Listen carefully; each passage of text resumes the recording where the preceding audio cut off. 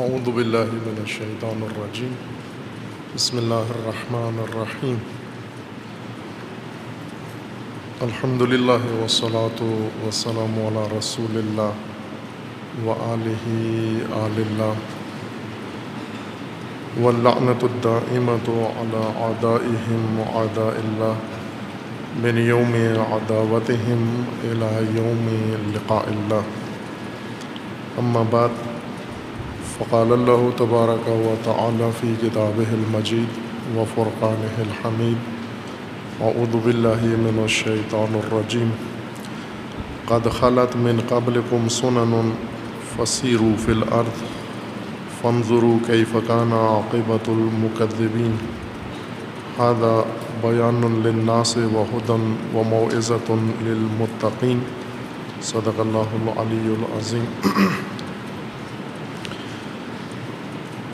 سنن الہی میں سے ہدایت حیات بشر کے لیے سنت فلاحت ہے، اور خداوند تبارک و تعالی نے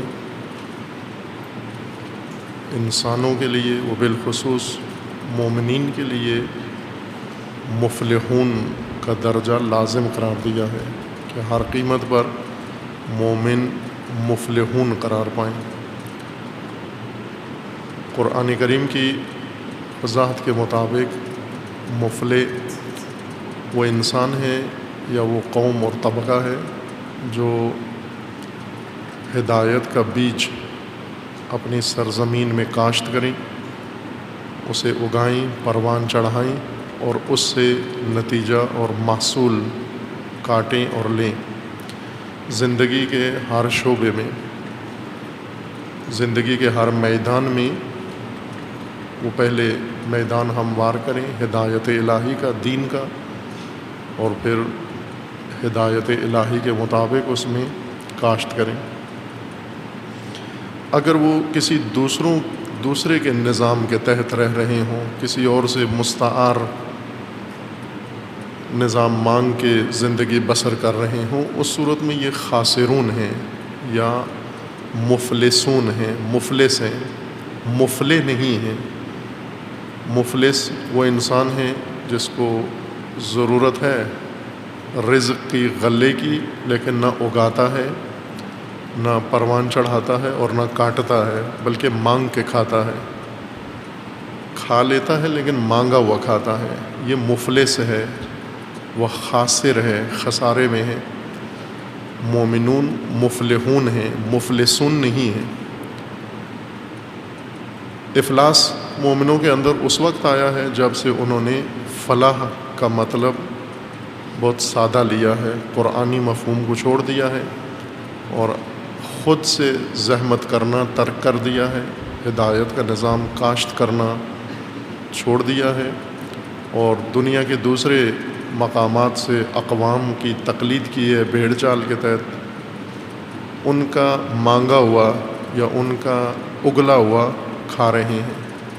جو کچھ وہ کھاتے ہیں اور اگل دیتے ہیں اسے مسلمانوں نے لے لیا ہے، یا جو کچھ وہ کھاتے ہیں اور چھوڑ دیتے ہیں وہ مسلمانوں کو دے دیتے ہیں، اس سے مسلمین اپنا نظام چلا رہے ہیں۔ یہ مفلسون ہیں، وہ مفلسون دنیا و آخرت میں مفلس ہیں، ناکام ہیں۔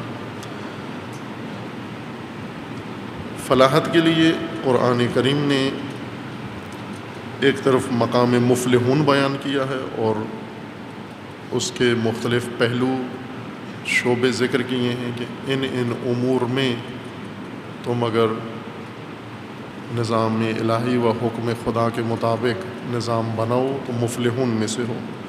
ساتھ ہی من بھی کیا ہے کہ کچھ امور ایسے ہیں جن سے آپ نے پرہیز کرنی ہے تاکہ فلاح تک پہنچو، آفات سے بچنا ہے۔ آداب و آفات اکٹھے نہیں ہوتے، فلاحت کے آداب اپنانے ہیں اور فلاحت کی آفات سے اجتناب کرنا ہے، جن میں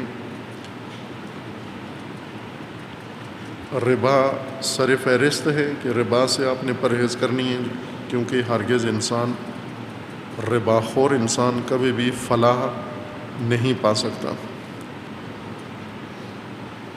ان آیات کو چند ایک بیان کی ہیں اور کچھ آیات رہ گئی ہیں، انہیں مشاہدہ کرتے ہیں کہ ان میں خداوند تبارک و تعالیٰ کا حکم کیا ہے۔ سورہ کہف میں آیا 20 میں ایک اجتناب ذکر کیا گیا ہے کہ آپ نے ہرگز اس امر کے قریب نہیں جانا۔ ماجرائے اصحاب کہف، وہ متدین جوان جو اپنے زمانے کی پیروی کرنے کے لیے حاضر نہیں ہوئے، ان کے زمانے میں نہ وہ تہذیب درست تہذیب تھی، نہ ان لوگوں کا دین درست دین تھا، نہ ان کے آداب و رسوم، اعتقادات، رہن سہن۔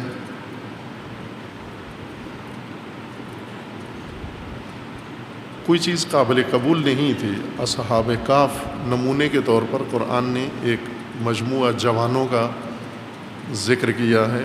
آئینہ ہدایت آنے والوں کے لیے ہے، تذکرہ گزشتہ لوگوں کا ہے، گزشتہ قوم کا ہے۔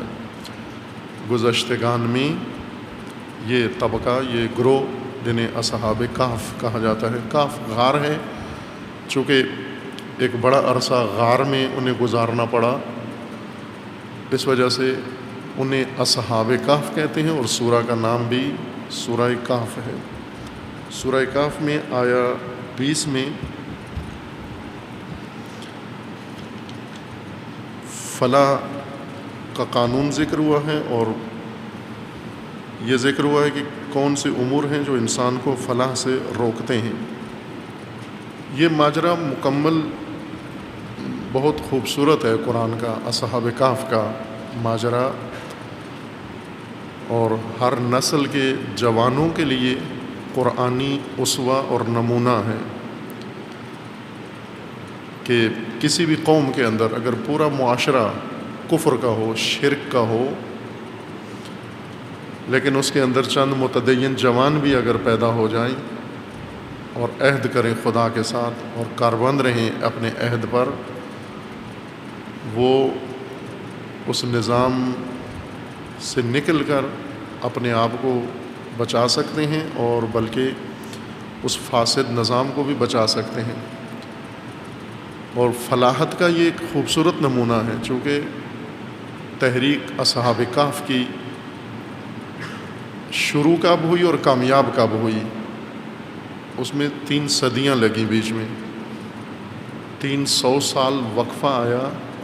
اصحاب کہف نے جب قیام کیا اور اصحاب کہف جب کامیاب ہوئے اپنی تحریک کے اندر، یعنی الہی دین لوگوں کو بتانے میں کامیاب ہوئے اور الہی نظام لانے میں موفق ہوئے، عرصہ لگا ان کو۔ اس موجودہ شیطانی طاغوتی نظام کا حصہ نہیں بنے، الگ ہو گئے، اس سے جدا ہو گئے، اس سے۔ خداوند تبارک و تعالیٰ نے انہیں معجزے میں تبدیل کر دیا کہ اگر جوان، کسی بھی نسل کے زمانے کے جوان خدا کی راہ میں اس حد تک پہنچ جائیں، ان کا وجود آنے والوں کے لیے معجزے کی حیثیت رکھتا ہے۔ اصحاب کہف کو اللہ نے معجزہ بنا دیا۔ ایسے پرعزم مصمم جوان جن کو بہت ہی سخت قدم اٹھایا، ان کے اپنے عزیز رشتہ دار، برادریاں، قبیلہ، ملکی نظام، حکومت، مذہب، مذہبی پیشوا، سب کے سب گمراہ۔ مذہب شرک آلود، بت پرستی، اور حکومت طاغوتی، ظالمانہ، اور تہذیب جاہلیت کی۔ ان جوانوں کو اچھا نہیں لگا وہ، یہ حضرت عیسیٰ کے دین کے پیروکار تھے، یہ مسیح کے پیروکار تھے، خالص مسیحیت پر ایمان رکھتے تھے یہ۔ لیکن اس زمانے میں موجود حکومت اور مذہبی طبقہ وہ گمراہ طبقہ تھا سارا۔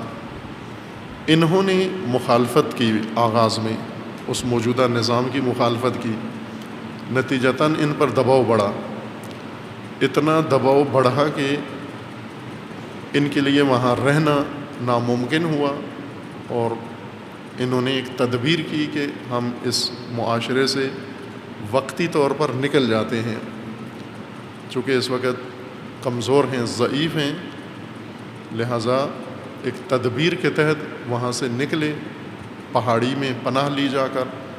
ان کا ایک دوست چرواہا تھا، ان جوانوں کا ایک چرواہا دوست تھا، اور تعداد بہت کم تھی، چونکہ قرآن نے بھی کہا ہے کہ اصحاب کہف کی تعداد کے بارے میں مسلمانوں میں بھی بحث ہے، نزاع ہے۔ اہل کتاب میں بھی کتنے تھے، 6 تھے، 7 تھے، 8 تھے، یعنی اتنے تھے، 10 سے کم تھے۔ اتنے کم جوان انہوں نے نظام کا انکار کیا اور دباؤ میں آئے، اور وقتی تدبیر کے تحت اپنے آپ کو پنہان کیا۔ ایک چرواہا ان کا دوست تھا، پہاڑوں میں بکریاں چراتا تھا، اسے ایک پناہ گاہ معلوم تھی، غار تھی پہاڑ کے اندر، جہاں وہ کبھی کبھار بارش میں یا سخت موسم میں پناہ لیا کرتا تھا۔ وہ ان کا دوست تھا، دینی دوست، وہ بھی ان کے ساتھ ملا، اور اس کے ہمراہ یہ اس غار میں چلے گئے۔ اور چونکہ خدا کی خاطر یہ سب کچھ کیا انہوں نے، گھر بار چھوڑا اور طاغوت کی نظام کے خلاف قیام کیا، ٹکر لی اس سے، تو خدا نے ان کی حفاظت کا یہ انتظام کیا کہ غار کا منہ بند کر دیا، لیکن غار کے اندر روشنی بھی پہنچتی تھی۔ اس طرح سے غار کا دہانہ بند ہوا کہ انہیں روزانہ روشنی بھی پہنچتی تھی، ہوا بھی پہنچتی تھی، اور یہ نیند کی حالت میں تھے، 300 سال تک نیند کی حالت میں رہے۔ یہ اب قرآنی تعبیرات ہیں، اس سے مراد یہ نہیں کہ وہ چھپے ہوئے تھے، لرز رہے تھے، خوف زدہ تھے، یا واقعاً سو گئے تھے، غفلت کی نیند یا آرام کی نیند سو رہے تھے۔ در حقیقت یہ مرحلہ زیر زمین مرحلہ ہے، انقلابی تحریک کا زیر زمین مرحلہ کہلاتا ہے، پنہانی مرحلہ، کہ اس میں آپ زیر زمین رہنا ہے، آپ نے روئے زمین، شرائط، وسائل، حالات ایسے نہیں ہیں کہ روئے زمین فعالیت کر سکیں، اور یوں بھی نہیں ہے کہ چھوڑ دیں آپ اپنا کام، آپ نے وہ حرکت کرنی ہے، لیکن پنہان۔ خوب یہ پنہان تھے، اللہ تعالیٰ نے ان کو محفوظ رکھنے کے لیے ان کے ایمان کی وجہ سے، جس طرح قرآن نے بہت سراہا ہے ان کو، ان جوانوں کو بہت سراہا ہے، اور انہیں نمونہ بنا کر پیش کیا ہے۔ ان کی حفاظت کی خاطر خداوند تعالیٰ نے، چونکہ اللہ کا وعدہ ہے کہ اگر تم خدا کے لیے نکلو، خدا تمہیں اپنے حال پر نہیں چھوڑے گا، تنہا نہیں چھوڑے گا، دشمنوں کے سپرد نہیں کر دے گا، ہر جگہ تمہارا محافظ ہے خدا۔ جس طرح زندان میں بھی خدا یوسف کا محافظ ہے، وہاں بھی وہ لوگ جیل میں ہیں، لیکن وہاں بھی خدا حفاظت کر رہا ہے یوسف کی۔ اصل مطلب یہ نہیں ہے کہ یہ کتنے تھے یہ جوان، یہ 6 تھے یا 7 تھے، یا اصل مطلب یہ نہیں ہے کہ یہ اتنی عرصہ نیند میں کیسے رہے، خواب دیکھتے تھے نہیں دیکھتے تھے، یہ کھانا کھاتے تھے نہیں کھاتے تھے، ڈکار لیتے تھے نہیں لیتے تھے۔ یہ ہماری دلچسپیاں ہیں ان جوانوں کے بارے میں کہ 300 سال ان کے فرعی مسائل، ثانوی مسائل کیسے گزرتے تھے۔ اصل مسئلہ یہ ہے کہ یہ ایک نظریاتی گروہ تھا، انقلابی گروہ تھا، جس کا اپنی راہ پر بہت راسخ ایمان تھا، کوئی چیز انہیں راستے سے ہٹا نہیں سکی، کوئی چیز۔ اور ان کے اس راسخ ایمان کی بنا پر، اس نظریے کی بنا پر خداوند تعالیٰ نے انہیں تحفظ عطا کیا، اور ایک معجزے میں ان کا وجود معجزاتی وجود بنا دیا کہ پہلے یہ مخالف تھے، لوگ ان کے پیچھے تھے، یہ مجرم کی طرح چھپتے پھرتے تھے، اور اب یہ ہدایت کا نمونہ بن کر سامنے آئے ہیں، اور ہر ایک ان کو دیکھنے کو آ رہا ہے، ہر ایک بوسہ لینا چاہتا ہے، ہر ایک چومنا چاہتا ہے، متبرک ہونا چاہتا ہے ان سے مل کر، وقت لینا چاہتا ہے ان سے۔ اور پہلے لوگ انہیں متہم کرتے تھے کہ گمراہ ہیں، اور اب انہیں کہتے ہیں کہ آپ بتائیے، رہنمائی کریں کہ اللہ کا دین کیا ہے، خدا کا فرمان کیا ہے۔ اس طرح سے وجیح خدا نے ان کو لوگوں کے اندر وجی بنا دیا، معجزاتی وجود بنا دیا ان کو۔ یہ ہو سکتا ہے، یہ ہر نسل کے لیے اللہ تعالیٰ نے امکان رکھا ہے، یوں نہیں کہ تاریخ میں ایک دفعہ اصحاب کہف ایک گروہ پیدا ہوا اور پھر اس کے بعد ہزاروں سال سے تکرار نہیں ہوا۔ آج بھی ہیں اصحاب کہف، جوانان کہف ابھی بھی موجود ہیں، اور واقعاً ایسے ہیں کہ وہ ایک معجزاتی وجود ہے۔ ابھی بھی لوگ متبرک ہوتے ہیں ان سے مل کر، ان سے ہاتھ ملا کے، ان سے رہنمائی حاصل کرتے ہیں، ان سے خدا کی راہ پوچھتے ہیں۔ یہ ممکن ہے، آج بھی ممکن ہے۔ ان کا قصہ ہے پہلے کہ یہ کس طرح کہف تک پہنچے، کیسے، کیا ہوا، اعتزال انہوں نے اختیار کیا۔ یہ پہلا معتزلہ گروہ ہے، بعد میں ایک کلامی گروہ پیدا ہوا معتزلہ، لیکن قرآن اس کو پہلا معتزلہ گروہ کہتا ہے۔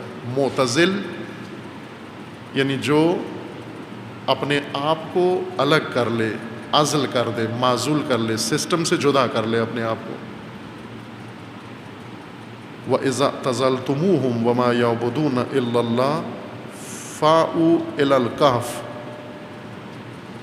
جب انہوں نے اعتزال اختیار کیا، جو کہ جب تک طاغوتیت کا حصہ تھے، تہذیب کا حصہ تھے، معتزلہ نہیں تھے، جب تک سسٹم کا حصہ تھے، جز تھے، اور معاشرتی اور ملکی یا قومی سارے رسوم انہوں نے بھی اپنائے ہوئے تھے، یہ ان کے اندر تھے، معزول نہیں ہوئے تھے، جدا نہیں ہوئے تھے۔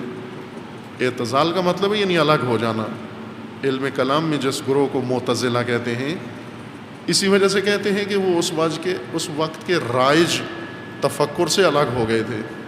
انہوں نے ایک انقلاب برپا کیا اعتقادی دنیا میں، نظریاتی دنیا میں معتزلہ نے، اور جو غیر معقول عقائد تھے اس وقت کے رائج حکومتوں کے پسندیدہ، معتزلہ نے ان کو انکار کیا کہ یہ کیا اوٹ پٹانگ باتیں کرتے ہو تم، یہ اللہ کی طرف نسبت دیتے ہو۔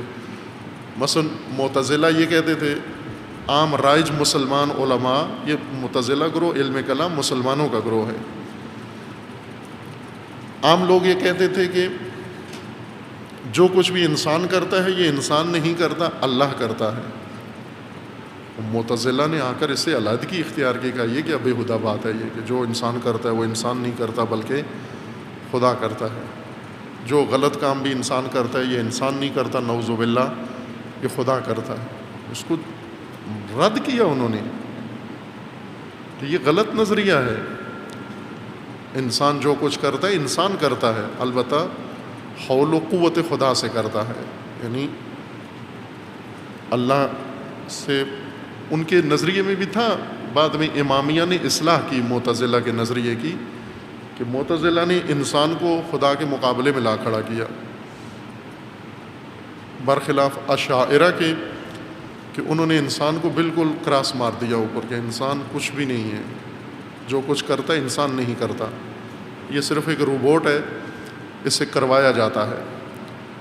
معتزلہ نے کہا نہ، یہ مستقل ہے۔ امامیہ نے اصلاح کی ان کے نظریے کی کہ کرتا انسان ہے لیکن حول و قوہ خدا سے کرتا ہے۔ اسی طرح یہ اصحاب کہف انہوں نے شروع ہی اعتزال سے کیا۔ اعتزال یعنی جدائی، اپنے نظام سے جدائی۔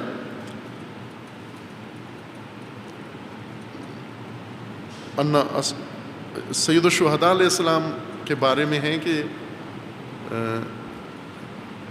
وہ معروف ہے روایت کہ نیزے پہ سر سید الشہداء سے جس آیت قرآن کی تلاوت ہو رہی تھی، لوگ سن رہے تھے، وہ یہ آیت تھی سورہ اصحاب کہف کی، ام حسبت ان اصحاب الکہف والرقیم کانوا من آیاتنا عجبا۔ یہ آیت امام حسین علیہ السلام تلاوت فرما رہے تھے۔ جب مدینے سے نکلے سید الشہداء علیہ السلام تو وہ آیت تلاوت فرمائی تھی جو حضرت موسیٰ نے مصر سے نکلتے ہوئے تلاوت کی تھی، جو حضرت موسیٰ کے الفاظ تھے۔ اور نوک نیزہ پہ جو سر امام حسین علیہ السلام سے جو تلاوت ہوئی وہ یہ آیت تھی، آیا سورہ اصحاب کہف کی آیا 9، ام حسبت ان اصحاب الکہف والرقیم کانوا من آیاتنا عجبا اذ آوى الفتیۃ الی الکہف، فتیہ یعنی جوانوں کا گروہ، فتح جوانوں کا گروہ، اذ آوى الفتیۃ الی الکہف، کہ جب معاشرہ تنگ ہو گیا ان پر اور یہ اس کا حصہ نہیں بنے اور معاشرے نے ان کو اگل دیا، نگلا نہیں۔ ہلاک وہ ہے جو فاسد نظام اس کو نگل لے اپنے اندر، وہ عالم دین جس کو فاسد معاشرہ نگل کے اپنا حصہ بنا لے، اپنا جز بنا لے، وہ جوان جس کو معاشرہ اپنا حصہ بنا لے، یہ نگل لیا ہے اس نے۔ لیکن کچھ لوگوں کو معاشرہ اگل دیتا ہے، تم نہیں، ہم سے، ہمارے جیسے نہیں ہو تم۔ اصحاب کہف کو معاشرے نے، فاسد معاشرے نے اگل دیا، یعنی ہٹا دیا، اپنے سے الگ کر دیا۔ انہوں نے غار کی پناہ لی، فقالوا ربنا آتنا من لدنک رحمتا، اے خدایا اپنی جانب سے ہمارے اوپر رحمت فرما، وہیئ لنا من امرنا رشدا، اور اپنی جانب سے مہیا فرما، فراہم کر ہمیں رشدا، رہنمائی، ہدایت، کہ یہ اقدام جو ہم نے تیری راہ میں کیا ہے اب کیا کریں ہم۔ صورتحال یہ ہے کہ ہم 6 یا 7 جوان ہیں، اس سے زیادہ توحید پرست نہیں ہیں، اس سے زیادہ خدا پرست نہیں ہیں، اور باقی سب طاغوت و فاسد، اور اب یہ معاشرہ ان کے قابل نہیں ہے، ہم کیا کریں؟ مہیا کر وسائل یا تدبیر یا طریقہ کار، روش کی کیا کریں ہم؟ حی لنا، مہیا کر ہمارے لیے، خدا سے مانگا کہ ہمارے لیے مہیا کر۔ فضربنا علی آذانہم فی الکہف سنین عددا، اس وقت خدا نے کہف میں ان کو پناہ دی، آوا ماوا بنا، کہف غار، یہاں پناہ لی انہوں نے، اور اللہ تعالیٰ نے اہتمام کیا۔ ثم بعثناہم لنعلم ای الحزبین احصی لما لبثوا امدا، اب یہ الہی گروہ جو پنہانی زمانہ گزارنے کے بعد، ایک مدت مدید کے بعد پھر خدا نے اس کو نکالا باہر، اب یہ اس غار سے، کہف سے باہر آئے۔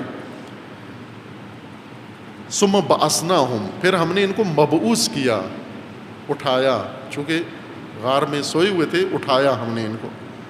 لیکن یہ اٹھانا صرف نیند سے نہیں ہے، بلکہ جس طرح خدا اپنی راہ میں جس کو بھی بھیجتا ہے رہنما بنا کر دوسروں کا، اسے مبعوث کرتا ہے۔ بعثناہم، ہم نے اٹھایا ان کو، قیام کروایا ان سے، لنعلم، تاکہ اب پتہ چلے کہ یہ 2 حزب، ایک حزب اکثریت پورا معاشرہ، اور ایک طرف 4-6 جوان، ای الحزبین احصی لما لبثوا امدا، کس کو پتہ ہے کہ یہ کتنی مدت گزر گئی ہے بیچ میں۔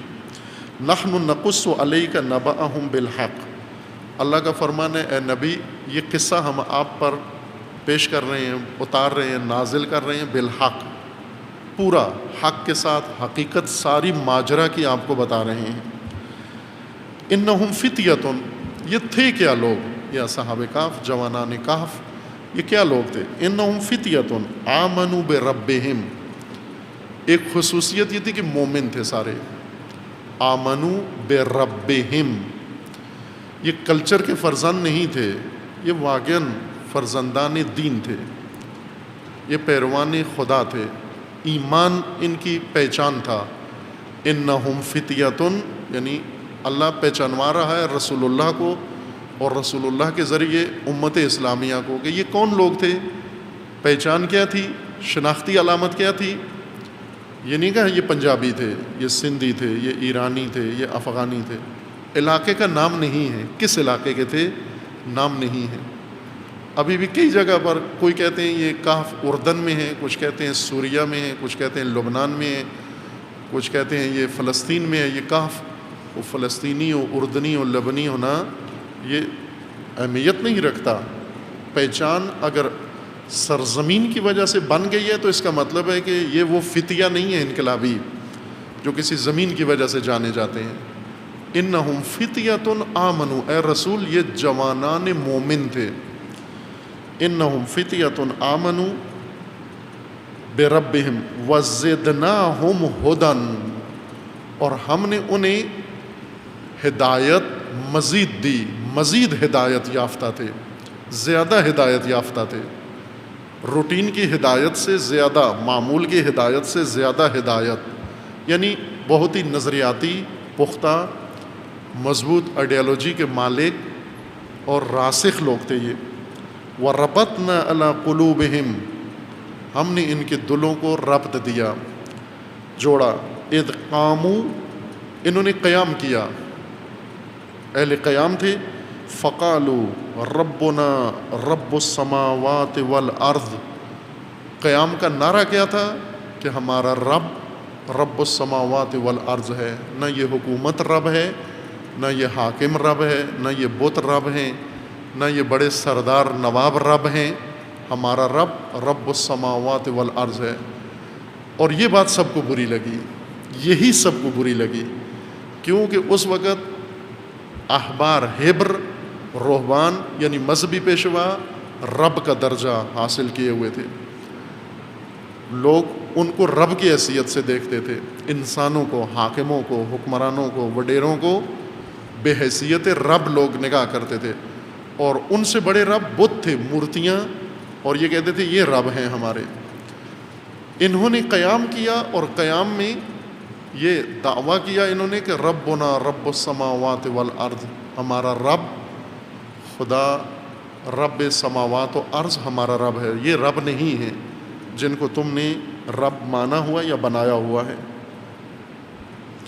لن ندعو من دونہ الہا، اس رب کے علاوہ کوئی ہمارا معبود نہیں ہے، کوئی ہمارا الہ نہیں ہے۔ یہ لا، یہ انکار، انکار طاغوت، فمن یکفر بالطاغوت ویؤمن باللہ، سب کا انکار کر دیا سوائے خدا کے، کسی کو نہیں مانا سوائے خدا کے۔ لقد قلنا اذا شططا، اللہ کے علاوہ ہمارا کوئی رب نہیں ہے، کہ اگر کوئی رب ہوا اللہ کے علاوہ وہ درست بات نہیں ہے۔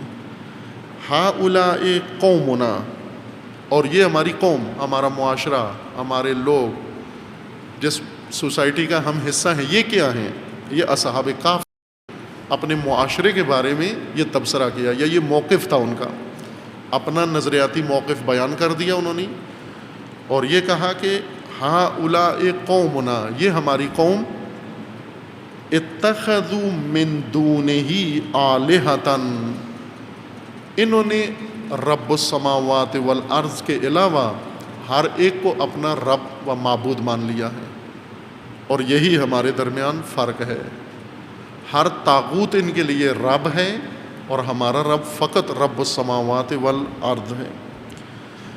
لولا یاتون علیہم بسلطان بین، خوب ایسے لوگوں، ایسی چیزوں کو رب مان لیا ہے جن کے رب ہونے پر کوئی برہان و دلیل و شاہد و گواہ نہیں ہے ان کے پاس، صرف جاہلیت کی وجہ سے، جذبات و احساسات کی وجہ سے اور بھیڑ چال کی وجہ سے انہوں نے ان کو مان لیا ہے، ورنہ کسی کے حقانیت پر ان کے پاس کوئی برہان و دلیل موجود نہیں ہے۔ فمن اظلم ممن افترى علی اللہ کذبا، سب سے برا کام خدا پر جھوٹ باندھنا ہے، اس سے بڑھ کر برائی اور کوئی بھی نہیں ہے، اس سے بڑا جھوٹا اور کوئی بھی نہیں ہے جو اللہ پر جھوٹ باندھے، یعنی یہ کہے کہ جو ہم غیر الہی نظام کی طرفداری کر رہے ہیں یہ اللہ کے حکم سے کر رہے ہیں، یہ خدا کا حکم ہے۔ یہ سب سے بڑی برائی ہے کہ طاغوتیت کو دینی رنگ دیا جائے اور منسوب کیا جائے اللہ سے کہ ہم اللہ کی راہ پر چل رہے ہیں، یہ سبیل خدا ہے طاغوت کا راستہ۔ وَإِذِ اعْتَزَلْتُمُوهُمْ، وَإِذِ اعْتَزَلْتُمُوهُمْ، جب انہوں نے اعتزال کیا، قیام کیا، پہلے اپنا موقف کھل کے اظہار کیا، توحیدی، پہلے تقیے میں تھے، پہلے ان کے گھر والوں کو بھی نہیں پتہ ہوتا تھا، لوگ سمجھتے تھے ہم ہی میں سے ہیں، ہمارے ساتھی ہیں، یہ تھے موحد لیکن کھلے نہیں تھے۔ اب انہوں نے 6 یا 7 جوانوں نے کھل کے اپنے موقف کا اظہار کیا. جب اظہار کیا تو رد عمل شروع ہوا. جب انہوں نے اعتزال کیا وَإِذِ اعْتَزَلْتُمُوهُمْ، جب ان لوگوں کو طاغوتی اور غیر الہی نظام کے پیچھے جانے والوں سے دوری اختیار کی، اعتزال کیا انہوں نے اور انہیں چھوڑا. وَمَا يَعْبُدُونَ إِلَّا اللَّهَ، اور اللہ کے علاوہ جس کی پرستش کی جا رہی تھی اس سے بھی اعتزال کیا. کہ ایک اہم ترین مرحلہ اعتزال ہے.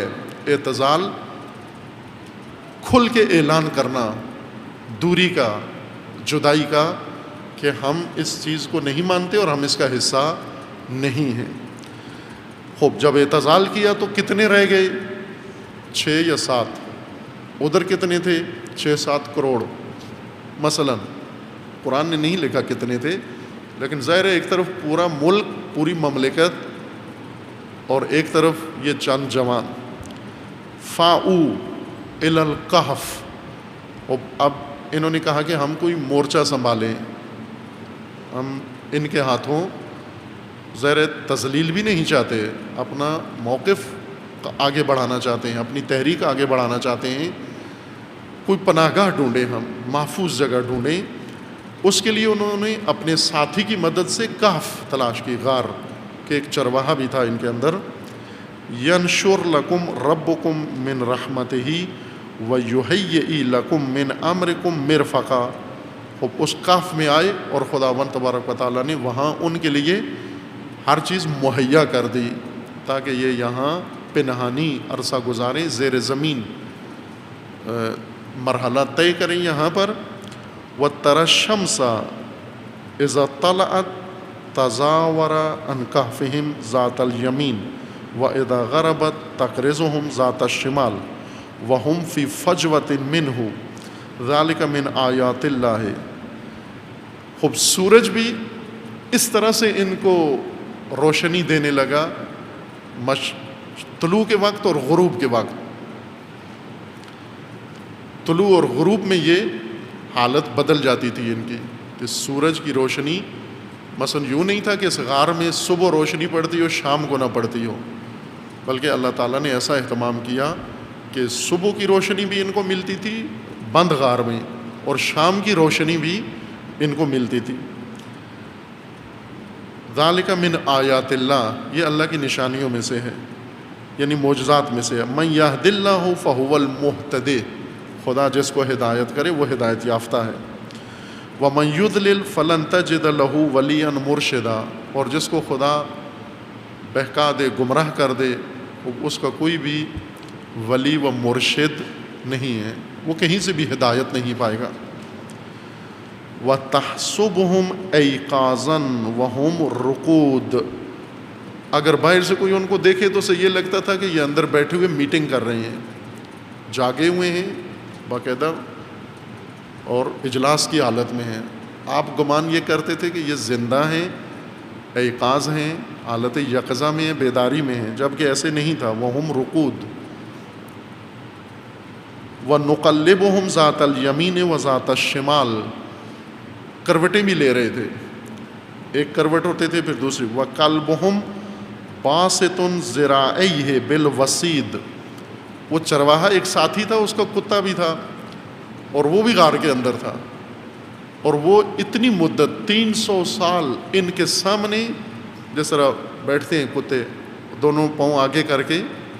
کتا جب نہایت تابعداری کی حالت میں بیٹھتا ہے تو دونوں پاؤں آگے پھیلا دیتا ہے، اپنے پچھلے پاؤں جمع کر لیتا ہے، 2 زانو کے اوپر کر لیتا ہے، اگلے پاؤں پھیلا دیتا ہے. یہ اس کی تابعداری کی حالت ہے کتے کی. اور جب بھی اپنے مالک کے ساتھ اظہار وفا کرتا ہے کتا تو اس کی یہ حالت ہوتی ہے، اس طرح بیٹھتا ہے آگے. پچھلے پاؤں جس طرح انسان بیٹھتا ہے 2 زانو ہو کر، اس طرح بیٹھتا ہے، اگلے پاؤں بالکل پھیلا دیتا ہے، ہاتھ اپنے آگے پھیلا دیتا ہے. اور ان کا کتا اس طرح سے ان کے سامنے اتنی عرصہ بیٹھا رہا. لو اطلعت علیہم لولیت منہم فرارا ولملیت منہم رعبا. ایسے حالت تھی ان کی کہ کوئی بھی دیکھتا تھا بھاگ جاتا تھا, تحمل نہیں کر سکتا تھا اس حالت کو کہ ان جوانوں کے ارد گرد جائے. وَكَذَلِكَ بَعَثْنَاهُمْ لِيَتَسَاءَلُوا بَيْنَهُمْ. خوب پھر ان کو ہم نے اٹھایا اتنی مدت کے بعد, اس نیند کے بعد ہم نے ان کو 300 سال بعد اٹھایا. لِيَتَسَاءَلُوا بَيْنَهُمْ. خوب اٹھتے ہی انہوں نے ایک دوسرے سے سوال کیا, بھائی سوئے رہے, ٹائم زیادہ لگتا ہے گزر گیا. ایک دوسرے سے پوچھا کتنے سوئے. قال قائل منہم کم لبستم. ان جوانوں میں سے ایک نے کہا کہ لگتا ہے کچھ زیادہ ہی سو گئے ہیں, کتنے سوئے ہم. قالوا لبسنا یوما او بعد یوم. انہوں نے جواب دیا کہ ہم لگتا ہے ایک آدھ دن سوئے ہیں, ایک دن پورا یا آدھا دن سوئے ہیں, ایک آدھ دن سوئے ہیں, ایک دن مکمل سوئے ہیں یا شاید آدھا دن سوئے ہیں. قالوا ربکم اعلم بما لبستم.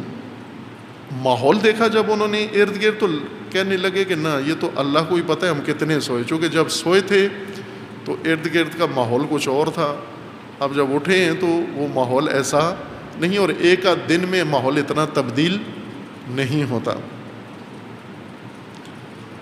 فَابْعَثُوا أَحَدَكُمْ بِوَرَقِكُمْ هَٰذِهِ قَالُوا رَبُّكُمْ أَعْلَمُ بِمَا لَبِثْتُمْ فَابْعَثُوا.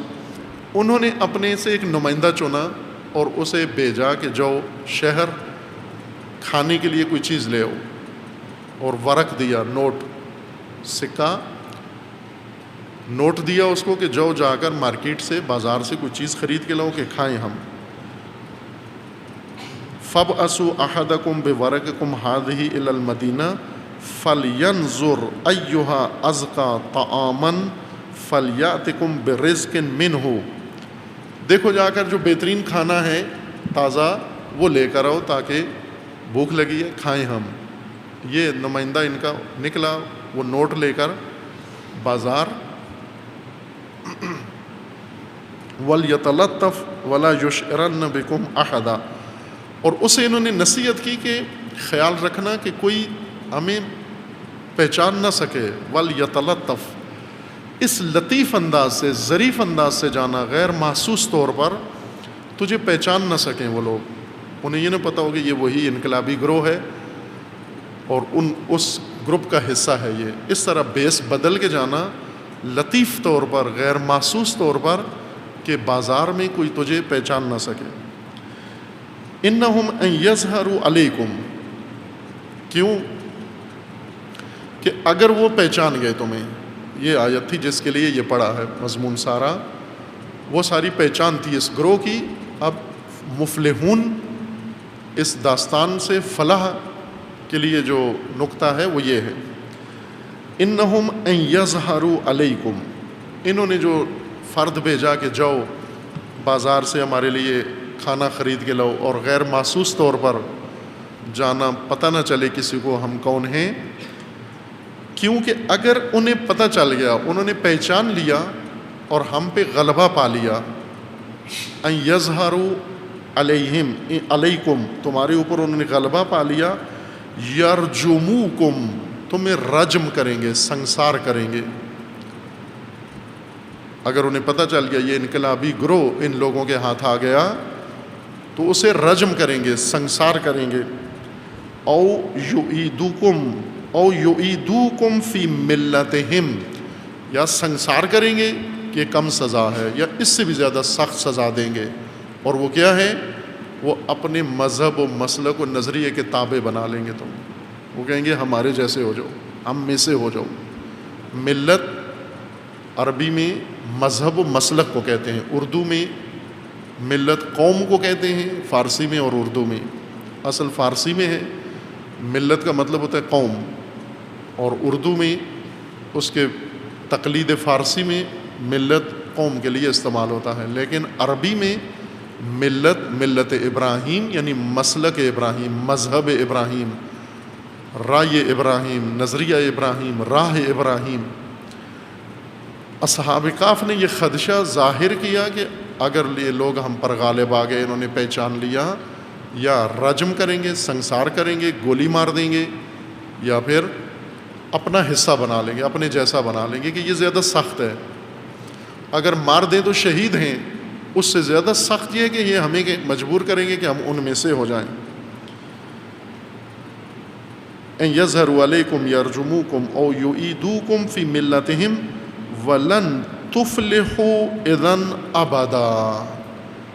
اور اگر یہ ہو گیا، پہچانے گئے، غلطی کی ہم میں سے کسی نے اور لطافت و ظرافت سے کام نہ لیا، ڈینگ ماری جا کر اور شیخیاں بکارنا شروع کی، اور جا کر خود ہی ان کو اپنا تعارف کروانا شروع کر دیا کہ ہم کس گروہ کا حصہ ہیں، نتیجہ یہ ہوگا کہ یا وہ غلبہ پا لیں گے یا پکڑ کے اپنی ملت کا حصہ اپنے مذہب میں شامل کر لیں گے۔ نتیجہ کیا ہوگا؟ وَلَن تُفْلِحُوا اِذًا أَبَدًا۔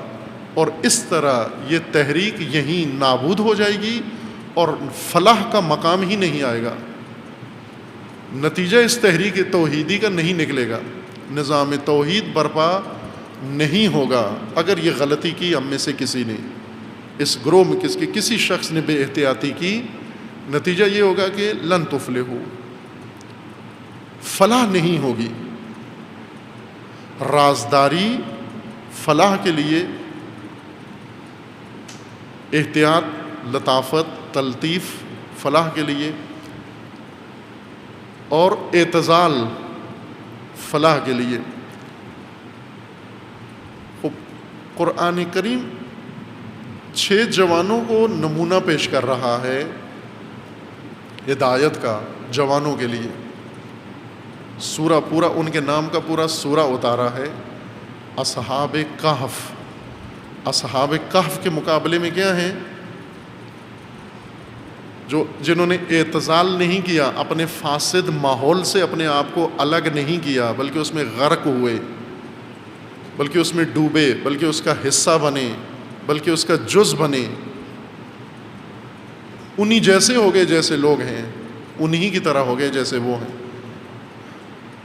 بلکہ کوشش کرتے ہیں، محنت کرتے ہیں۔ آج کے جوان کی سب سے زیادہ محنت، جیسے ایک جملہ میں پہلے خواتین کے بارے میں کہتا تھا کہ آج اتم مسلمان و مومن گھرانوں کی خواتین کا زیادہ وقت، زیادہ پیسہ اور زیادہ توانائی کس بات پہ خرچ ہوتی ہے؟ اپنے آپ کو پرکشش بنائیں نامحرموں کے لیے، اپنے باپ کی دولت، اپنی توانائی اور وقت اور ساری اپنی صلاحیتیں فاسد معاشرے کی خاتون، عورت سارا ٹائم اس پہ لگاتی ہے کہ میں پرکشش بنوں نامحرموں کے لیے۔ اور آج کا جوان، فاسد ماحول کا جوان کیا کرتا ہے؟ پیسہ خرچ کرتا ہے، کوشش کرتا ہے، توانائی ساری خرچ کرتا ہے پورے خاندان کی مدد سے کہ میں ایسا راستہ طے کروں، ایسی تعلیم حاصل کروں، ایسی ڈگری لے لوں کہ اسی فاسد نظام کا حصہ بن جاؤں۔ اعتزال نہیں سوچتا کہ میں اس سے فاصلہ لوں، میں اس سے الگ ہوں، اس کا حصہ بننا چاہتا ہے، اس میں ڈوبنا چاہتا ہے، اس کا غرق ہونا چاہتا ہے۔ اصحاب کہف نمونہ ہے قرآن کریم کا اور معجزہ ہے خداوند تبارک و تعالیٰ کا، قابل تکرار مکرر معجزہ ہے۔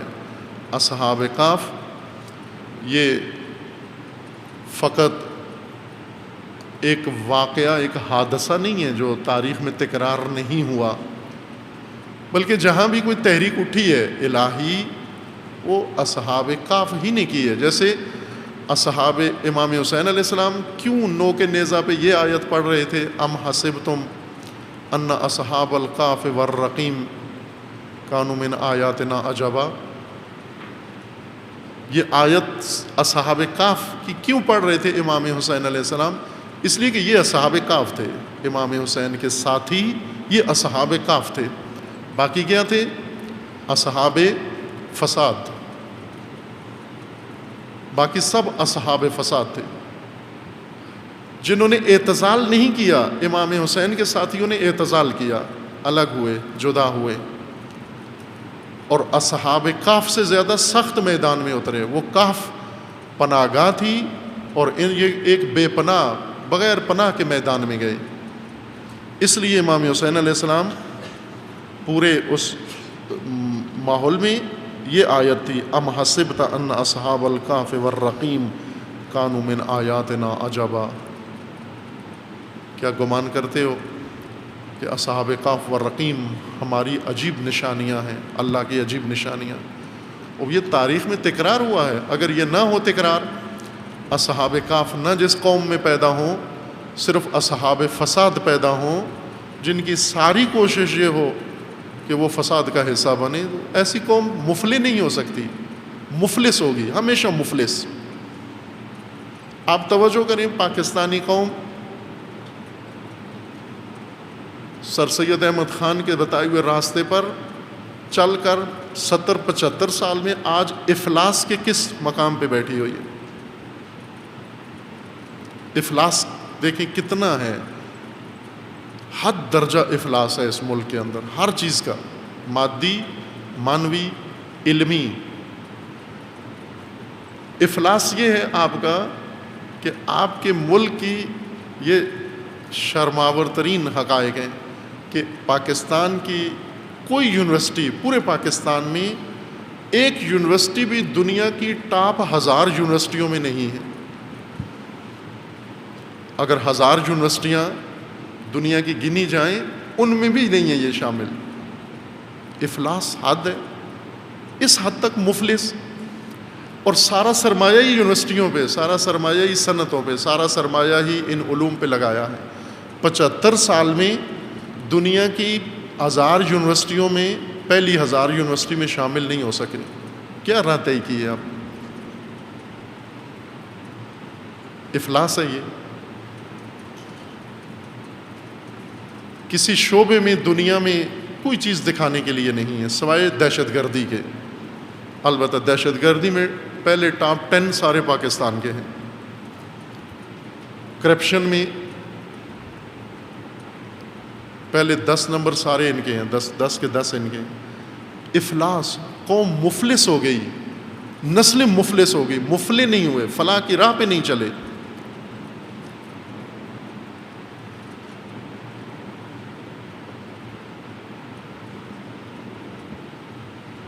اگر آپ ان کا حصہ بن گئے، اگر وہ آپ پر غلبہ پا لے اور آپ کو اپنی ملت، اپنے مذہب و مسلک کا جز بنا لیں، وَلَن تُفْلِحُوا اِذًا أَبَدًا، پھر ہرگز فلاح نہیں پا سکو گے.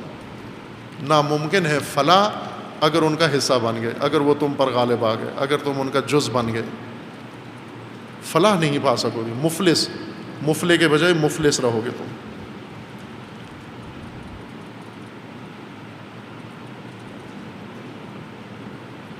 سورہ بقرہ آیا 189 میں فلاح کا دلچسپ مضمون ہے. اب توجہ کریں، فلاح کا کاذب نظام.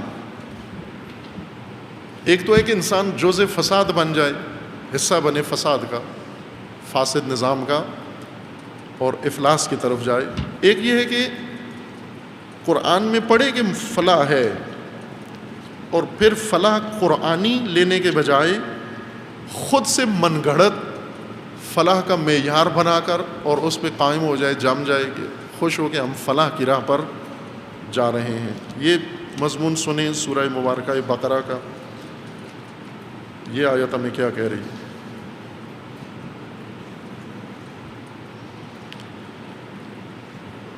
آیا 189 میں، 89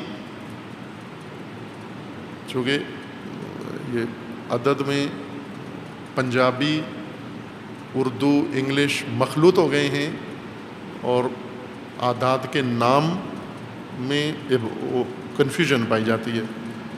79 لکھ کے 89 پڑھتے ہیں، 89 لکھ کے 99 کہتے ہیں اس کو، اور اس چند زبانیں مخلوط ہو گئی ہیں. 89، 89، 89، 89 مادری زبان میں زیادہ سمجھتے ہیں. 89، 189، 189. یسألونک عن الاحلہ، رسول اللہ سے لوگ سوال پوچھتے تھے کہ یا رسول اللہ اہلہ کیا ہے؟ اہلہ ہلال کی جمع ہے، ہلال چاند کو کہتے ہیں۔ یہ جو چاند پہلی کا چھوٹا سا ہوتا ہے، پھر بڑھتا ہے، پھر پورا مکمل ہو کے پھر ختم ہو کے پھر دوبارہ بننا شروع ہو جاتا ہے چاند، یعنی 14 دن بڑھتا ہے، پھر 14 دن گھٹتا ہے، کم ہوتا ہے آہستہ آہستہ۔ پھر اب یہ ان کے لیے ایک معمہ بنا ہوا تھا کہ یہ کیا ماجرا ہے، یہ بڑھتا ہے، سورج ایسے نہیں ہوتا اور کوئی ستارہ ایسے نہیں ہوتا، اس کو کیا بیماری ہے یہ چاند کو کہ یہ باریک بنتا ہے، پھر بڑھتا ہے، پھر مکمل ہوتا ہے، پھر ایک دم کم ہونا شروع ہو جاتا ہے، اس میں لوڈ شیڈنگ ہے، کیا ہے مسئلہ، کیوں ایک جیسا نہیں رہتا یہ، مثلا پورا روشن کیوں نہیں رہتا؟ یہ جاہلیت کا زمانہ تھا، انہیں نہیں تھا معلوم کہ یہ کیا ماجرا ہے، وہ سمجھتے تھے کہ یہ کوئی غضبناک ہو رہا ہے ہم پر، چاند ناراض ہو رہا ہے ہم سے، یا چاند بگڑ گیا ہے، یا چاند روٹھ گیا ہے، اس طرح کی خرافاتی تفسیریں کرتے تھے۔ ایک سوال جو رسول اللہ سے کرتے تھے وہ یہ تھا، یسألونک عن الاہلہ، اہلہ ہلال کے بارے میں آپ سے، چاند کی شکلوں کے بارے میں آپ سے سوال پوچھتے ہیں۔ اب ان کو بتائیے آپ یہ کیا ہیں؟ قل ہی مواقیت للناس والحج، اب آپ یہ بتائیں کہ یہ چاند کا گھٹنا بڑھنا، اہلہ یا نئے سرے سے طلوع ہونا، مکمل ہو کے پھر ختم ہونا، پھر نیا چاند طلوع ہونا، یہ مواقیت ہیں، تمہارے ٹائم شیڈول کے لیے ہے، تمہارے لیے وقت معین کرنے کے لیے، تاکہ اس کو دیکھ کر اپنے امور کے لیے وقت معین کرو۔ مثلا چاند، جس طرح ہر علاقے کے لوگ انہوں نے ایک پیمانہ رکھا ہوتا ہے واقعات کا، مثلا کہتے ہیں آپ کسی کسان سے پوچھیں کہ جنگ عظیم کب ہوئی، وہ کہتے ہیں وہ جب ہماری بھینس جو تھی اس نے بچہ دیا تھا اس وقت جنگ عظیم ہوئی تھی، یعنی بھینس کے بچے دینے کو اس نے پیمانہ بنایا ہوا ہے جنگ عظیم کے لیے، کہ چونکہ وہ ہے کسان ہے، مویشی پالتا ہے، تو اس نے یہی، یا مثلا عموماً خواتین، پرانی خواتین، وہ جتنے واقعات تھے تاریخی ان کو اپنے بچوں کی پیدائش سے میزان کرتی تھیں۔ میرا فلاں بچہ پیدا ہوا تھا تو اس وقت غدر ہوا تھا، مثلا یہ فلاں بچہ ابھی پیدا ہونے والا تھا کہ حکومت بدل گئی، فلاں صدر اس وقت بنا، یہ فلاں بیٹی میری اس کی شادی ہونے والی تھی۔ تو انہوں نے اپنے گھر کے جو معاملات ہیں، پیدائش و بیماری اور زاد و ولد، اس کو پیمانہ بنایا ہوتا تھا تاریخی اور عالمی حالات کے لیے۔ ہر ایک کے لیے اپنے اوقات کو منظم کرنے کے لیے، اپنے امور کو منظم کرنے کے لیے ایک وقت یا ایک معیار چاہیے۔ رسول اللہ کو اللہ نے حکم دیا کہ آپ ان کو کہیں کہ یہ چاند کا گھٹنا بڑھنا یہ اور کچھ نہیں کرتا، تمہارے اوپر اس کا کوئی اثر نہیں پڑتا۔ ڈرتے تھے وہ، جیسے چاند گرہن سے بہت ڈرتے ہیں لوگ، چاند گرہن ہو جائے تو ادھر نہیں جانا ادھر نہیں جانا، وہ حاملہ عورت یہ نہ کرے فلاں نہ کرے، اس طرح خرافات بنائی ہوئی ہیں ہندوؤں والی۔ یہ چاند کے گھٹنے بڑھنے سے بھی اسی طرح خرافات انہوں نے بنائی ہوئی تھی جاہلیت کی۔ رسول اللہ نے فرمایا کہ وہ سب حقیقت نہیں ہیں جو آپ کے ذہنوں میں ہیں، یہ صرف مواقیت ہیں، یعنی وقت تعین کرنے کا ذریعہ ہے ایک تمہارے لیے، اور حج کے لیے ہے، یعنی اتنے چاند طلوع غروب ہو جائیں تو حج ہوگا۔ مثلا 12 دفعہ چاند گھٹے بڑھے تو سمجھو حج کا موسم آ گیا ہے۔ یہ ایک تصحیح کی، اور دوسرا وَلَيْسَ الْبِرُّ بِأَن تَأْتُوا الْبُيُوتَ مِنْ ظُهُورِهَا وَلَكِنَّ الْبِرَّ مَنِ اتَّقَى وَأْتُوا الْبُيُوتَ مِنْ أَبْوَابِهَا وَاتَّقُوا اللَّهَ لَعَلَّكُمْ تُفْلِحُونَ۔ ایک یہ بتاؤ انہیں کہ چاند کا گھٹنا بڑھنا یہ سبب نہیں ہے ان خرافات کا جو تمہارے ذہنوں میں ہیں، یہ مواقیت ہیں، بس ٹائم معین کرنے کے لیے ہے۔ اور دوسرا مطلب یہ کہ نیکی و بر، اب نیکی چونکہ رائج ترجمہ ہے اردو کا، میں بھی اسی میں کر رہا ہوں، ورنہ بر ہی کہنا چاہیے، درست لفظ بر ہے، ابھی تفسیر کریں گے۔ یہی خود یہ اصطلاح قرآن کی رائج ہونی چاہیے، اردو میں، فارسی میں، ہر زبان میں، بر، جس طرح انگلش کی ساری اصطلاحیں اپنی اصلی حلیے و تلفظ و لہجے کے ساتھ اردو میں داخل ہو گئی ہیں، آ کے رائج ہو گئی ہیں، قرآن اس طرح سے اردو میں داخل نہیں ہوا، وارد نہیں ہوا، اور اصطلاحات قرآن ہماری روزمرہ بولی کا حصہ نہیں بنے۔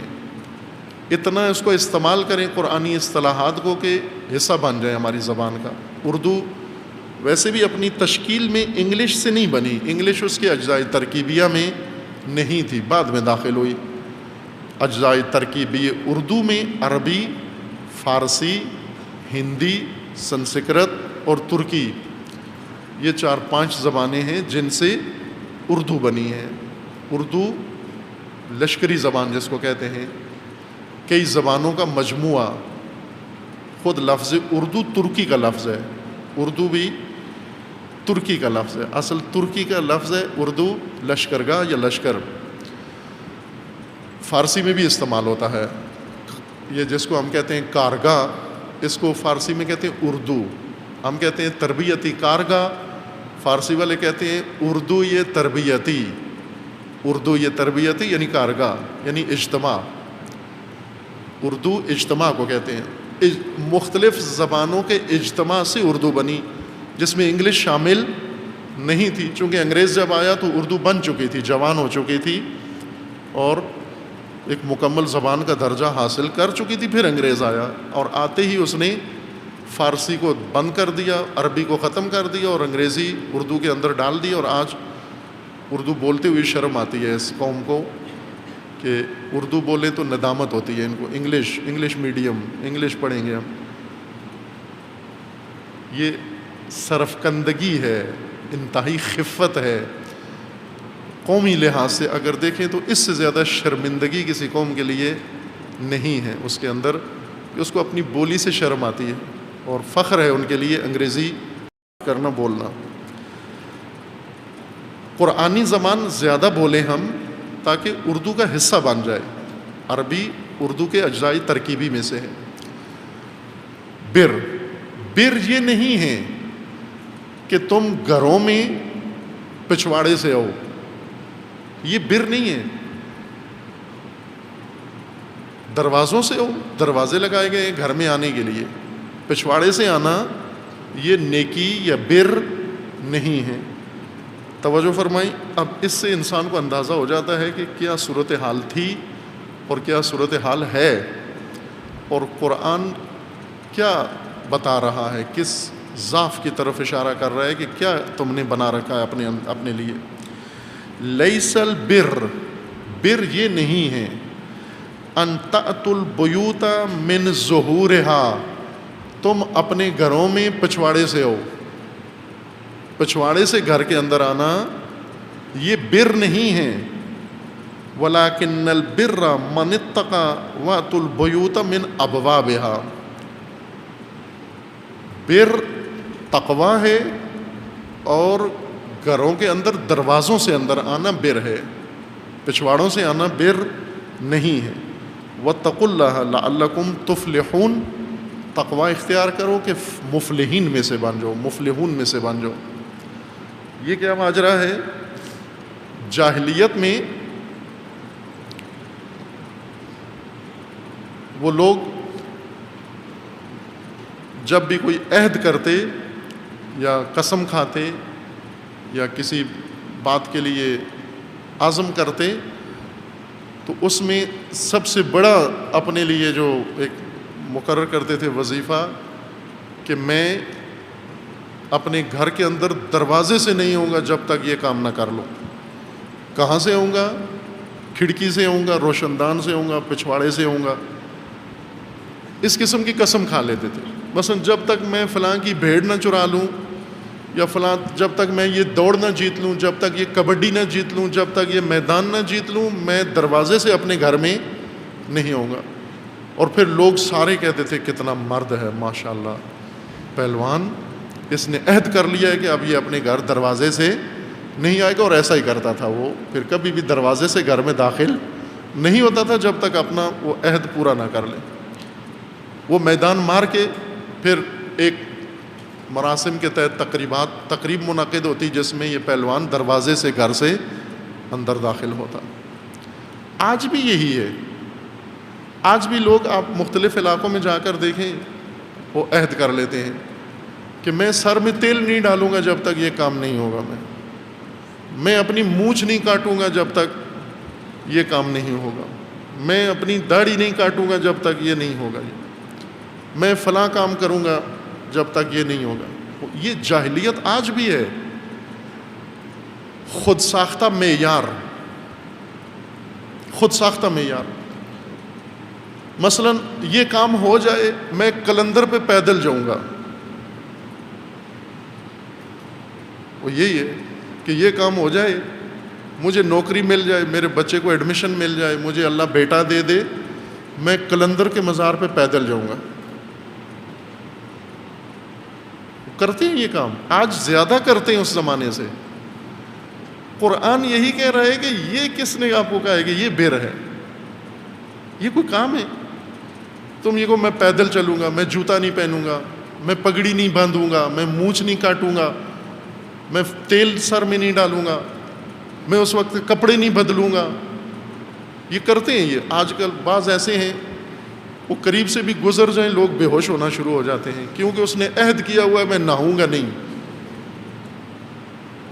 جب تک یہ کام نہیں ہو جاتا میں نہاؤں گا نہیں. خود ساختہ معیار, خود ساختہ دین, من گھڑت دین. اور اس کو عنوان بھی بر دیتے تھے, سارے قدر کی نگاہ سے اس کو دیکھتے تھے کہ یہ کتنا اچھا آدمی ہے کہ جب سے اس نے عہد کیا ہے اس وقت سخت پابند ہے. ابھی تک اس نے کنگھی نہیں کی, ابھی تک اس نے بال نہیں کٹوائے, ابھی تک جوتا پاؤں میں نہیں ڈالا, ابھی تک یہ پلنگ سیدھا کر کے نہیں سویا, ابھی تک فلاں کر کیا اس نے. یہ خود ساختہ دین, یہ بر نہیں ہے. لیس البر ان تأتوا البیوت من ظہورہا. یہ عہد کر لینا میں کہ گھر سے پچھواڑے سے آؤں گا, یہ کیا ہے؟ یہ عہد کیا ہے؟ مرد بنے ہوئے ہو کہ میں کھڑکی سے آؤں گا, کبھی دروازے سے نہیں آؤں گا, یہ بر نہیں ہے. خوب آپ توجہ کریں, لوگوں نے ہر گھر کے اندر یہ بر ہے. عورتوں کی بر الگ ہے, مردوں کی الگ ہے. عورتوں نے یہ عہد کیا ہوا ہے جب تک یہ کام نہیں ہوگا اس وقت تک. مثلا جب تک بچہ پڑھ لکھ کے نوکری نہیں کر لیتا, اماں اس کی ہر ہفتے یا ہر روز یہ کام کرے گی. یہ بر نہیں ہے, یہ خود ساختہ من گڑت عہد کر لینا اور پھر اس کی پابندی کرنا, یہ عہد نہیں ہے.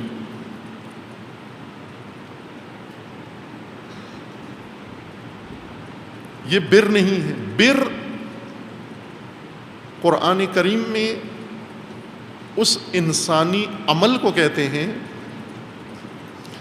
جس کے اندر بہت وسعت ہو, بہت وسعت ہو جس کے اندر. بر و بحر, بحر وسعت آب, پانی جہاں بہت وسیع ہو اس کو بحر کہتے ہیں, سمندر. اور بحر کہتے ہیں ایسا پانی جس کا کنارہ نظر نہ آئے. بر ایسی خشکی جس کا کنارہ نظر نہ آئے, اس کو کہتے ہیں بر. جیسے بر صغیر, بر اعظم. بر خشکی کا بہت بڑا علاقہ, وسیع میدان خشکی کا, یہ بر ہے. اسی سے بر نکلا ہے. بر ایسا عمل جس کے اندر اتنی وسعت ہو جتنی اس خشکی کے اندر وسعت ہے, جس کا کوئی کنارہ نہیں ہے. یہ کام کرو, بر ہے. بر ایسی سنت قائم کرو, ایسا کام کرو, ایسی کسی شے کی بنیاد رکھو جو نسلوں کے کام آئے, جس کی حد نہ ہو کوئی. یہ بر ہے. تم نے من گڑت کر لیا میں گھر ادھر سے آؤں گا, ادھر سے نہیں آؤں گا, فلاں طرف سے آؤں گا, اس طرف سے نہیں آؤں گا, یہ بر نہیں ہے. اور یہ خود ساختہ کہ گھروں کو پچھواڑے سے آئیں گے, یہ دین ہے. آج تمام متدینین کو دیکھیں کسی نہ کسی طریقے سے گرفتار ہیں اس میں, پچھواڑے سے آنے پہ پابند ہیں. کیوں ادھر سے کر رہے ہو؟ یہ عہد کیا ہوا ہے پچھواڑے سے آنا ہے. پچھواڑے سے آنا کنایا, من گڑت و خود ساختہ معیار کے مطابق زندگی گزارنا. اکثر لوگ گرفتار ہیں اس میں، نہیں جی ہمارا تو یہ ہے، ہمارے یہاں تو یہ، ہم تو اس چیز کے پابند ہیں، ہم تو ایسا نہیں کرتے، ہم تو ادھر برادری سے باہر نہیں جاتے، ہم تو اپنے علاقے سے باہر نہیں جاتے، ہم تو فلاں جگہ نہیں جاتے۔ کیوں نہیں جاتے آپ؟ اور یہ جو ہم کر رہے ہیں اس کو کہہ رہے ہیں یہ بر ہے۔ یہ فلاح، اس سے انسان مفلس ہو جاتا ہے۔ مفلح ہونے کے لیے تمہیں الہی معیار کا بر اپنانا ہے۔ اگر الہی معیار کا بر چھوڑ کر اپنا ذاتی معیار کا بر بناؤ گے، مفلس ہو جاؤ گے، مفلح نہیں ہوگے آپ۔ وہ لوگ جن کو محصول ملتا ہے، نتیجہ ملتا ہے اپنی زحمتوں کا دنیا و آخرت میں، وہ نہیں بنو گے، خسارے میں رہو گے ہمیشہ۔ من گڑت بر کے تابع لوگ ہمیشہ خسارے میں، ہمیشہ مفلس ہیں۔ یسألونک عن الأہلہ قل ہی مواقیت للناس والحج ولیس البر بأن تأتوا البیوت من ظہورها ولکن البر من اتقى وأتوا البیوت من ابوابها واتقوا اللہ لعلکم تفلحون۔ اس کی لمبی تفسیر ہے، بہت سری ہے یہ وَأْتُوا الْبُيُوتَ مِنْ أَبْوَابِهَا۔ بر یہ ہے کہ ہر شے کی طرف اس کے در اور اس کی راہ سے اس کی طرف جاؤ، کاجرا نہ بنو، پچھواڑوں سے مت آؤ۔ اگر آپ نے فلاح پانی ہے تو اس کا طریقہ یہ ہے کہ اس کے راستے سے اس کی طرف آؤ، اس کے در سے اس کی طرف آؤ۔ چونکہ ہر اللہ کا قانون ہے، نظام ہے، علت و معلول، سبب و مسبب و سبب و نتیجے کا نظام ہے۔ درہم برہم نہیں ہے کائنات، جیسے پاکستان ہے اس طرح اللہ نے اپنا نظام نہیں بنایا ہوا۔ اللہ کا نظام بہت منظم ہے، ہر نتیجے کا ایک سبب اور ہر سبب کا ایک نتیجہ ہے۔ یہ نہیں کہہ سکتے کہ اس راہ پہ چل تو رہے ہیں پتہ نہیں کیا ہوگا، جیسے کنفیوز لوگ کہتے ہیں جا تو رہے ہیں پتہ نہیں کیا ہوگا۔ بھلے انسانوں کے بارے میں آپ کہہ سکتے ہیں کہ ہم اس کے ہاں جا رہے ہیں پتہ نہیں کیا ہوگا، کھانا کھلائے گا نہیں کھلائے گا، چائے پلائے گا نہیں پلائے گا، بات مانے گا نہیں مانے گا۔ انسان پہ کوئی بھروسہ نہیں ہے، لیکن اللہ پہ بھروسہ ہے، چونکہ اللہ کا معین نظام ہے، فکس نظام ہے۔ آپ یہ راہ جاؤ، یقیناً یہ نتیجہ ہے، حتمی یہ نتیجہ ہے، قطعاً یہ نتیجہ ہے۔ شک نہ کرو اس میں، ریب نہ کرو، تردید نہ کرو اس کے اندر۔ اور اگر اس کے متوازی راہ یا اس کے متبادل راہ پہ چلے، دوسرا نتیجہ ہے۔ اس پر بھی یقین رکھو، قائم رہو اس یقین کے اوپر۔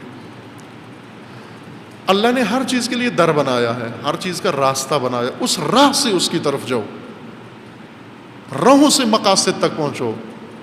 راہیں چھوڑ کر کجراہوں سے بھیڑ چال کے تحت دوسرے اس طرح پہنچیں، ہم بھی اس طرح سے پہنچیں، یہ نادرست راستہ ہے۔ وَأْتُوا الْبُيُوتَ مِنْ أَبْوَابِهَا وَاتَّقُوا اللَّهَ، تقوی اختیار کرو، لَعَلَّكُمْ تُفْلِحُونَ، تاکہ تم فلاح پا جاؤ۔ سورہ مائدہ میں آیا 100 میں سورہ مبارکہ مائدہ میں فلاح کا ایک سنت فلاح و قانون فلاح کا ایک اور اہم ضابطہ یہ ہے، قُلْ لَا يَسْتَوِي الْخَبِيثُ وَالطَّيِّبُ، اے رسول کہہ دو، اعلان کرو، یعنی یہ عمومی اعلان ہے۔ قل جہاں بھی آ جائے، اس کا مطلب یہ ہے کہ یہ لازمی کمپلسری نصاب ہے امت کا، یہ پڑھانا ضروری ہے۔ قل، یہ پڑھاؤ، یہ حتماً پڑھاؤ ان کو۔ یہ سبق سیکھنا، یہ فارمولہ اپنانا امت کے لیے ضروری ہے، چونکہ خطر یہ ہے کہ کہیں اس پہ غمز نظر کریں، چشم اپنی بند کر لیں اور آنکھیں بند کر کے چلیں اور تمیز نہ کریں، جس کو ہم کہہ رہے ہیں کہ اس میں فرق کرو۔ قل لا یستوی الخبیث والطیب، اے رسول بتاؤ، پڑھاؤ ان کو، سمجھاؤ، قل کہ خبیث اور طیب مساوی نہیں ہیں، خباثت اور طیب مساوی نہیں ہیں، طیبین و خبیثین مساوی نہیں ہیں۔ طیبات و خبیثات مساوی نہیں ہیں، لا یستوی۔ اب آپ پاکستان میں کسی حصے میں، کسی شعبے میں بتائیں کہ کیا واقعاً خبیث و طیب میں فرق کیا جاتا ہے؟ کسی کام میں، مال، خبیث مال، طیب مال، کرتے ہیں فرق؟ مثلا ایک دکاندار ہے، ایک اچھا چالاک گاہک آیا ہے، اس کو ایک ریٹ پر چیز بیچی، ایک سادہ گاہک آیا، سادہ لو، اس کو ڈبل ٹرپل پہ بیچ دی۔ کرتے ہیں یا نہیں کرتے؟ یہ ملاوٹ والی چیزیں بنا رہے ہیں یا نہیں بنا رہے؟ ہر کام میں ملاوٹ ہے، ہر کام میں کرپشن ہے، ہر کام کے اندر کام چوری، شرکت ہے، خبیث ہے یہ مال۔ مال ہو، خبیث ہو، طیب ہو، اس سے کوئی غرض نہیں ہے۔ سود ہو، حلال کا ہو، محنت کا ہو، زحمت کا ہو، چوری کا ہو، فرق نہیں ہے، جو ملے بس ہو، کچھ ہو۔ نگاہ خبیث و طیب میں فرق کرتے ہیں لوگ؟ پاک نگاہیں اور ناپاک نگاہیں کیا فرق کرتے ہیں؟ پاک افکار و ناپاک افکار، پاک رابطے اور ناپاک رابطے، پاک راہیں اور ناپاک راہیں، یہ بتایا جا رہا ہے کہ لا یستوی الخبیث والطیب۔ اے رسول پڑھاؤ، سمجھاؤ ان کو کہ خبیث و طیب مساوی نہیں ہیں۔ یہ دو انسان، دو گروہ، دو حزبیں، ایک خبیث اور ایک طیب، یہ ایک جیسے نہیں ہیں۔ قل لا یستوی الخبیث والطیب ولو اعجبک کثرت الخبیث۔ اگرچہ آپ کو خبیث کی کثرت و اکثریت بہت پسند آئی، دل لبھائے آپ کا، اعجاب، پسند آنا، خوش آنا، متاثر کرے، کیونکہ خبیث ہمیشہ کثرت میں ہے، طیب اقلیت میں ہے، کم، پاکیزگی کم ہے، خباثت زیادہ ہے، پلیدی زیادہ ہے، اور اکثریت سے متاثر ہونے والے انہیں یہ کہا جا رہا ہے کہ آپ ولو اعجبک کثرت الخبیث، آپ کو خبیث کی کثرت و اکثریت متاثر نہ کرے، متاثر نہ ہو۔ فاتقوا اللہ یا اولی الالباب لعلکم تفلحون۔ فلاح پانے کے لیے خبیث و طیب میں فرق کرنا پڑے گا تمہیں، ہر معاملے میں۔ خبیث راہیں، خبیث وسیلے، خبیث ذریعے، خبیث رابطے، خبیث تعلقات، خبیث درآمد، خبیث رشتے، خبیث موقف، خبیث راہیں، یہ ساری چیزوں سے اجتناب کرنا ہوگا۔ طیب و خبیث میں فرق کرو گے تو مفلحون میں سے ہوگے، ورنہ مفلسون میں سے ہوگے، مفلس رہو گے، مفلح نہیں ہوگے آپ۔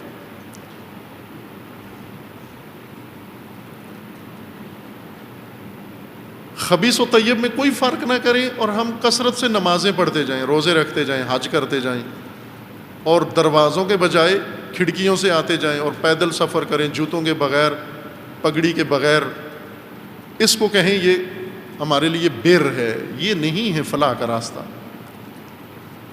دوسرے بھی متاثر ہوتے ہیں کہ اچھا انہوں نے یہ عہد کیا ہے کہ ہم یہ کام کریں گے، وہ ہم سے ڈبل کریں گے۔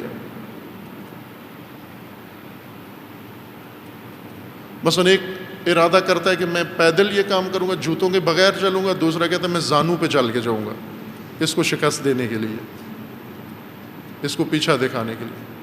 ایک تیسرا یہ عہد کرے گا کہ میں ہاتھوں کے بل، ٹانگیں اوپر اور ہاتھوں کے بل چل کے جاؤں گا۔ یہ بر ہے۔ جس قوم کے اندر یہ بر ہو وہ کیسے کامیاب ہوگی؟ وہ مفلس ہی رہے گی ہمیشہ۔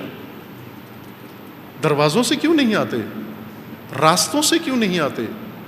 اصل در سے کیوں نہیں آتے؟ اصل راہ سے کیوں نہیں آتے؟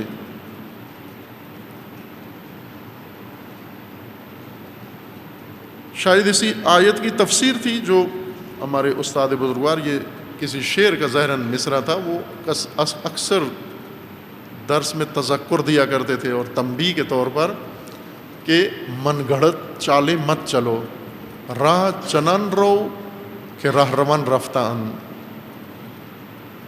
اس راستے سے جو جس سے راہ رو گئے ہیں اس طرح راستہ چلو جس طرح راستہ چلنے والوں نے چلا ہے، اپنی الگ بے ڈھنگی چال نہ بناؤ، راہ چنن رو کہ راہ روان رفتہ ان۔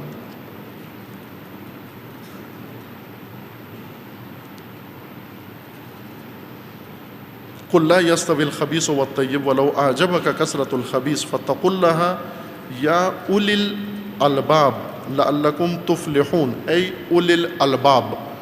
البتہ قرآن نے یہی مستثنا کر دیا ہے اپنا مخاطب، اور وہ ہے اولو الالباب، صاحبان لب، صاحبان مغز، کہ جن کی کھوپڑی میں کچھ ہو، لب ہو۔ لب بادام کے اندر، اخروٹ کے اندر جو مغز ہوتا ہے اس کو لب کہتے ہیں۔ اسی طرح انسان کی فہم، عقل کو لب کہتے ہیں۔ بعض اوقات آپ بادام توڑتے ہیں، اوپر سے بڑا خوبصورت ہوتا ہے، بڑا موٹا ہوتا ہے، مضبوط ہوتا ہے، جب توڑتے ہیں اندر سے کچھ بھی نہیں نکلتا۔ اخروٹ توڑتے ہیں اندر کچھ بھی نہیں ہوتا، بالکل خالی۔ اس کا مطلب ہے اس میں لب نہیں ہے، قشر ہے، چھلکا ہے، لب نہیں ہے، مغز نہیں ہے اس کے اندر۔ انسان جس میں چھلکا ہے، باڈی ہے، وہ خوب باڈی ہے، بہترین باڈی ہے، اور اس باڈی کی جب نمائش کرتا ہے تو لوگ واہ واہ کرتے ہیں، لیکن کھوپڑی خالی، عقل خالی، دل بند، لب نہیں ہے۔ قرآن کی بات لب سمجھتا ہے، عقل کو سمجھ میں آتی ہے، دل کو سمجھ میں آتی ہے، کانوں کو تو اسی سمجھ میں نہیں آتی۔ یا اولی الالباب، اے صاحبان عقل، اس بات پہ ایمان لے آؤ کہ خبیث و طیب مساوی نہیں ہے، تاثیر میں مساوی نہیں ہے، نتیجے میں مساوی نہیں ہے۔ طیب کا نتیجہ فلاح ہے اور خبیث کا نتیجہ افلاس ہے۔ طیب راہوں پہ چلو گے مفلحون میں سے ہو، خبیث راہوں پہ چلو گے مفلسون میں سے ہو، مفلس رہو گے تم۔